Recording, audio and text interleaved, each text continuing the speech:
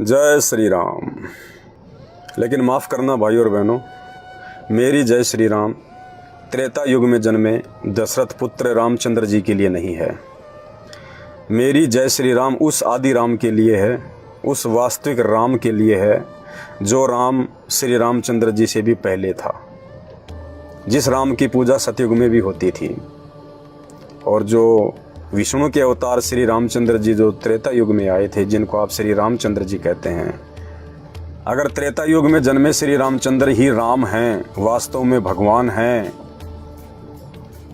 तो श्री रामचंद्र जी के परिवार में, उनके खानदान में, उनके कुल में राम की पूजा क्यों नहीं होती थी? बताइए। रामचंद्र जी के माता पिता किसकी भक्ति करते थे? श्री रामचंद्र जी की या किसी और की? रामचंद्र जी के कुल देवता कौन थे? रामचंद्र जी के दादाजी को तो पता ही नहीं कि राम कौन है, क्योंकि उनके दादाजी के शरीर छोड़ने के बाद में रामचंद्र जी का जन्म हुआ। तो श्री रामचंद्र जी राम तो हैं, भगवान तो हैं, लेकिन ये कंप्लीट भगवान नहीं हैं। इनके ऊपर तो बहुत राम हैं, श्री राम के ऊपर तो बहुत भगवान हैं, जिसकी जानकारी जब आप अपने धर्मशास्त्रों से परिचित हो जाओगे तब आपको देखने को मिलेगी। राम का नाम कोई मुक्ति का नहीं है, राम का नाम कोई बैकुंठ में बैठाने का नहीं है। राम तो श्री रामचंद्र जी के शरीर का नाम था, उनकी पहचान थी राम। जैसे श्री कृष्ण जी आए तो श्री कृष्ण कोई मुक्ति का नाम नहीं है, श्री कृष्ण तो उनके शरीर की पहचान है। जैसे कंस उसके शरीर की पहचान था। राजा दशरथ तो राजा दशरथ केवल उस व्यक्ति की वो पहचान है। इसी प्रकार राम जो शब्द है ये रामचंद्र जी के शरीर का नाम था, उनकी पहचान थी। जबकि आप रामचंद्र जी का इतिहास उठा के देखेंगे, जब आप रामचरितमानस को पढ़ेंगे और थोड़ा बुद्धि विवेक लगाएंगे तो आपको पता चलेगा कि जिस श्री राम का राम राम राम राम नाम जप के आप अपने आप को भक्ति से परिपूर्ण समझ रहे हैं, आप बैकुंठ में जाने की तैयारी कर रहे हैं, वो श्री रामचंद्र जी तो खुद ओम मंत्र का जाप जपा करते थे।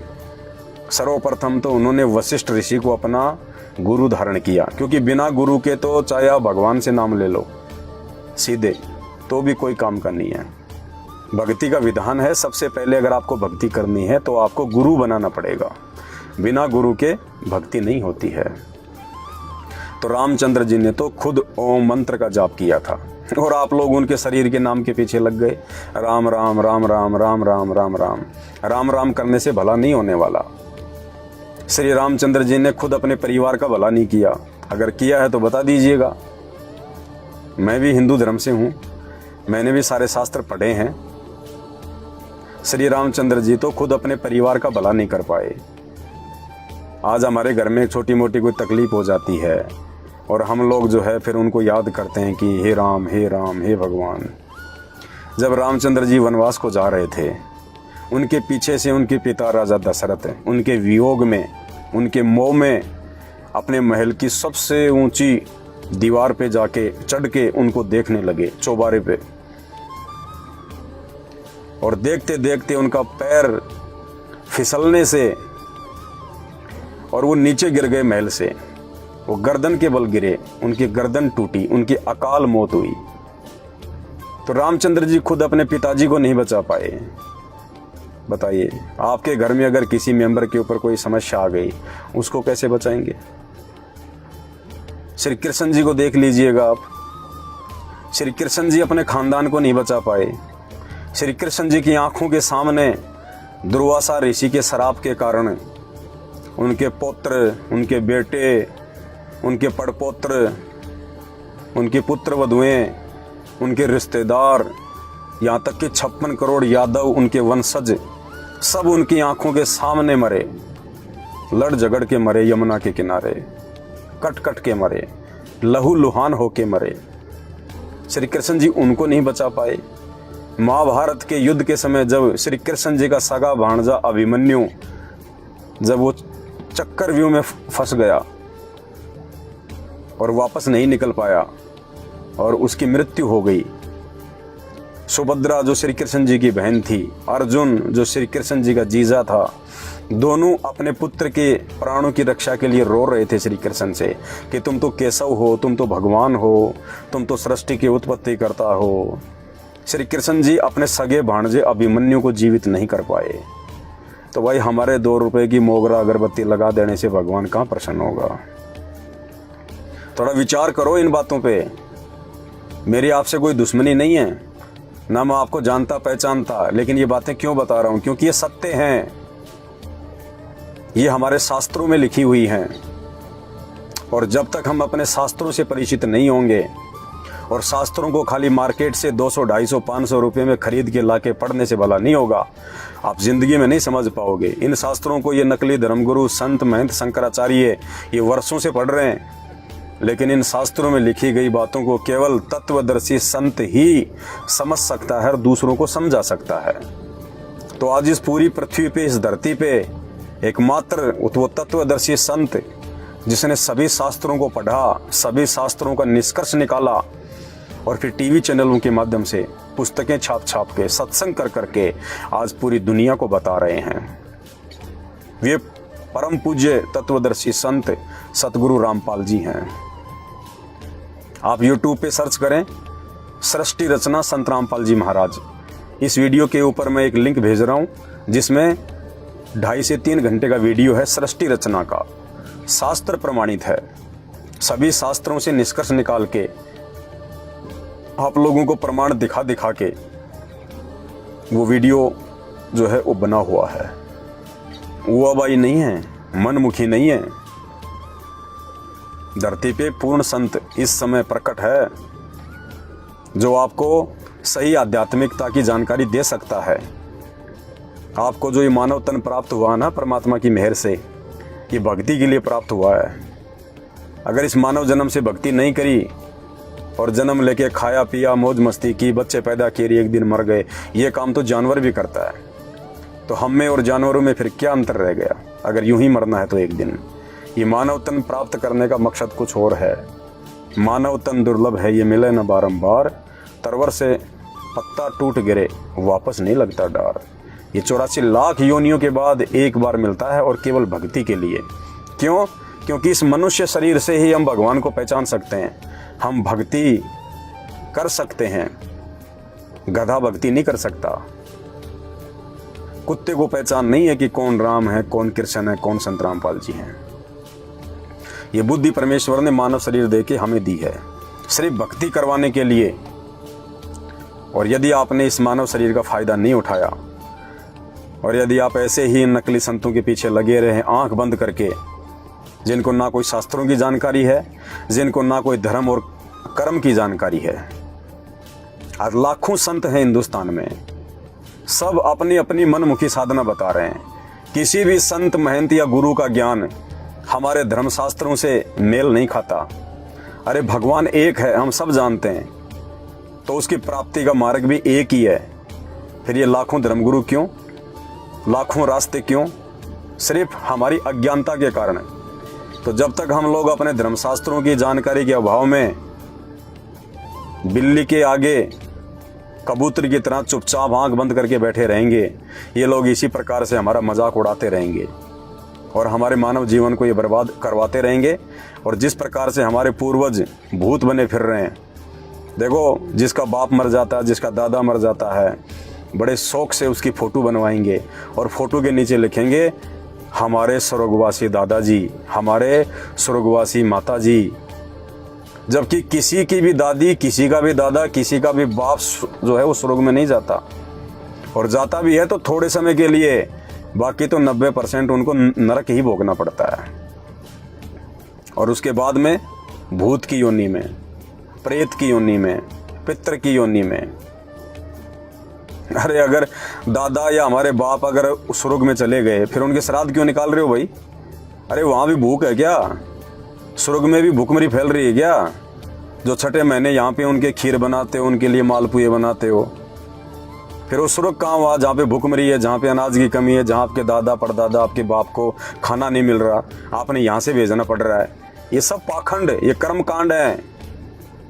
और ये कर्मकांड इन नकली संतों ने जिनको हम बहुत बड़े जो है वो धर्म के मार्मिक और ज्ञाता समझा करते थे, इन लोगों की अपनी छोटी सोच के चलते ये लोग शास्त्रों के सार को नहीं समझ पाए। इन्होंने संस्कृत तो पढ़ ली, लेकिन वो संस्कृत वास्तव में कह क्या रही है, उसका सार क्या है, भक्ति क्या है, भगवान कौन है, ये जानकारी नहीं दे पाए।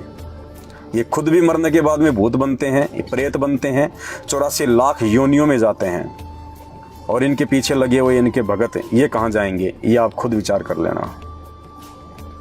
तो कहने का मतलब है, आने वाले समय में दास अपने गुरुदेव भगवान के आशीर्वाद से, उनकी रजा से, आप सभी भाई बहनों को, क्योंकि मुझे आपके मानव जन्म की कीमत का पता है, मुझे गुरुदेव भगवान ने इस मानव शरीर की कीमत बता दी कि बेटा अगर इस मानव शरीर से अगर पूर्ण परमात्मा की पहचान करके और वो सही मंत्र जाप नहीं किया, सही मार्ग से भक्ति नहीं करी, तो 84 लाख योनियों में जाना पड़ेगा। ये विधान है।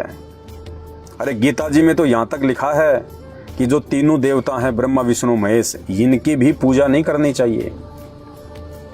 इनकी भी पूजा करने के लिए गीता जी ने अध्याय नंबर 15 श्लोक नंबर 15, 16 और 17 मना किया है। अध्याय नंबर 7 और श्लोक नंबर 12 इन तीनों गुणों की, रजगुण ब्रह्मा जी, सतगुण विष्णु जी और तमोगुण शिव जी, इन तीनों गुणों की भक्ति करने के लिए जो है वो मना किया गया है। और हम तो भूत भैरव के पीछा ही नहीं छोड़ रहे। तो कौन है वो एक पूर्ण परमात्मा जिसकी भक्ति के लिए मानव शरीर मिला है? और उस पूर्ण परमात्मा की जानकारी भी केवल एक ही संत दे सकता है पूरी पृथ्वी पे।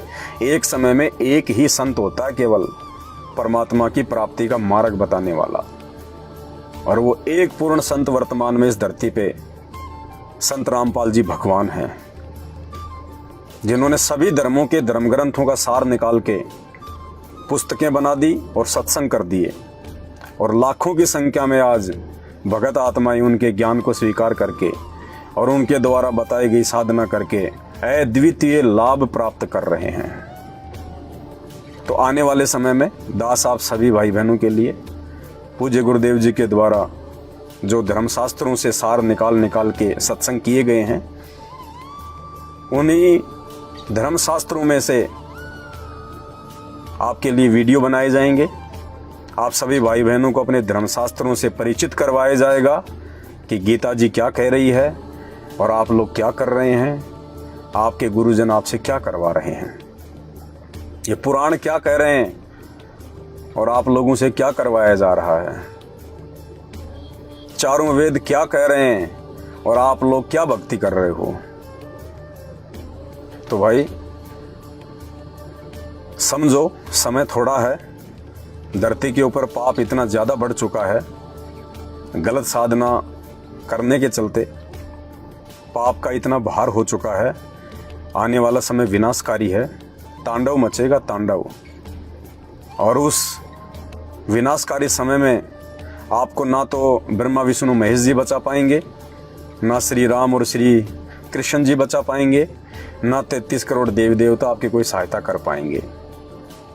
एक छोटा सा ट्रेलर दिखाया परमात्मा ने, ये कोरोना छोटा सा, सबसे पहले उन भगवानों के नाक पे मांस चढ़ाए गए, सबसे पहले उन मंदिर और मस्जिद, सबसे पहले उन मंदिर और उन मस्जिदों के ताले लगा दिए गए। अरे मुसीबत के समय तो दुनिया भगवान के पास जाती है, और मुसीबत आते ही भगवान ने खुद अपने ताले लगा लिए। उन पुजारियों ने खुद उन मंदिरों को जो है वो ताले लगा दिए, भगवान के नाक पे मास्क चढ़ा दिए।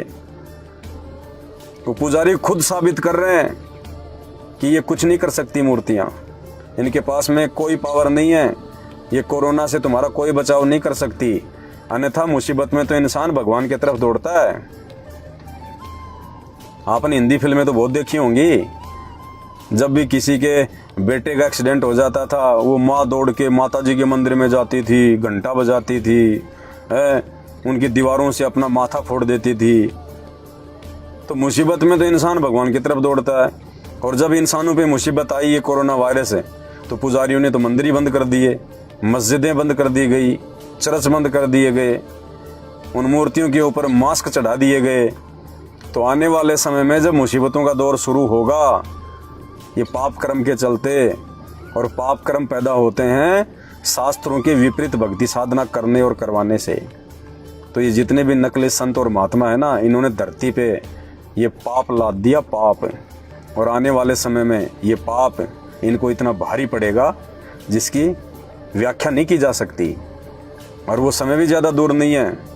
तो उस समय से पहले आप मेरे जगत वाले भाई बहन जो अभी संत रामपाल जी भगवान के सत्संगों से अपरिचित हैं, उनके वास्तविक यथार्थ तत्व ज्ञान से अपरिचित हैं, आप सभी भाई बहन उनके सत्संग सुनना शुरू कर दीजिएगा, और उनके सत्संग सुन के और सत्य साधना को जितना जल्दी हो सके स्वीकार कर लीजिएगा। अन्यथा उनके अलावा धरती पे कोई भी ऐसा देव नहीं है जो आने वाले विनाशकारी समय में आपकी रक्षा करे, आपके परिवार की रक्षा करे। तो आगामी समय में दास आपके लिए तरह तरह की वीडियो लेके आएगा कि हमारे जो ये धर्मशास्त्र हैं ये क्या कह रहे हैं, और हम लोगों से जो हम इन धर्मशास्त्रों से अपरिचित हैं, ये हमारे गुरुजन, ये नकली संत महात्मा शंकराचार्य हमसे क्या उल्टी साधना करवा रहे हैं। ये आज तक ये नहीं बता पाए कि भगवान कौन है। आज तक नहीं बता पाया कोई भी गुरुजन कि भगवान कौन है। एक भगवान का नाम नहीं बता पाए। जब भगवान की बात आती है तो कह देते निराकार है, निराकार है भगवान। अरे निराकार है तो उसको देखा किसने फिर? और निराकार है तो फिर हमारे किस काम का? और यदि वो निराकार भी हमारे किसी काम का है तो वो कौन सी साधना से मिलेगा? कौन से वो मंत्र हैं जिससे वो निराकार भगवान भी हमारे को लाभ देगा? कुछ नहीं पता इनको। सबका मानव जीवन बर्बाद किया इन्होंने, और कर रहे हैं, अपना भी कर रहे हैं। खुद भी 84 लाख योनियों के भागी बन रहे हैं, अपने भक्तों को भी वहीं ले जाके ठोकेंगे। तो भाई और बहनों, निष्पक्ष होके आप जी वीडियो देखते रहना, आपको बहुत सारी जानकारी मिलेगी।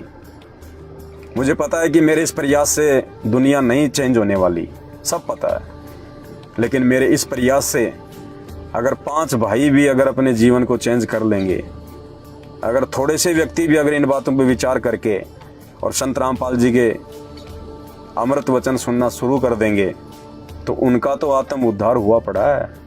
और कहते हैं आप मरे जग प्रलय हुई। जब इंसान जब खुद मर जाता है तो उसके लिए तो पूरी दुनिया में ही जो है वो प्रलय हो जाती है, पूरी दुनिया मर जाती है। तो अगर 5 व्यक्ति भी अगर इन बातों पे विचार कर लेंगे और सही साधना को अपना लेंगे, तो 5 व्यक्ति तो अपने जीवन को सफल बनाएंगे ना। उनका तो आत्मा का उद्धार हो गया ना। उनको तो 84 लाख योनियों में गधे कुत्ते सूअर के इस शरीर नहीं प्राप्त करने होंगे। तो वीडियो को देखते रहिएगा, और आपके जो कमेंट्स हैं हमारे लिए बहुत ज़्यादा महत्वपूर्ण हैं। आप कमेंट्स में चाहे गालियां दें, क्योंकि ऐसी ऐसी गालियां देते हैं भाई लोग कि क्या बताएं आपको।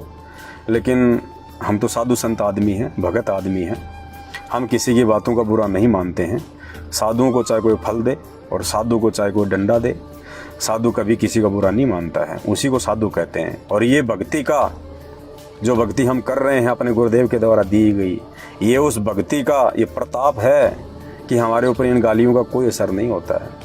आपके द्वारा बोले गए इन कुवचनों का हमारे ऊपर कोई असर नहीं होता है। हम आपको नादान समझ के, हम आपको बालक समझ के और छोड़ देते हैं कि अभी भले ये 60 साल का है, भले ही बहुत बड़ा डॉक्टर है, भले ही बहुत बड़ा व्यापारी है, लेकिन आध्यात्मिक ज्ञान में 0/0 है।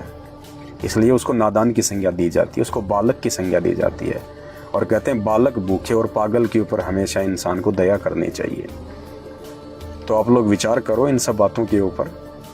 ये सब बातें हम आपको क्यों बता रहे हैं? क्योंकि आप हमारे भाई बहन हो, और अपने भाई बहन यदि उल्टी दिशा में जाएंगे और आगे जाके यदि उनके भविष्य में कोई संकट आना होगा, तो वही आदमी चिंतित होगा जो वास्तव में उनको अपना भाई बहन समझता होगा।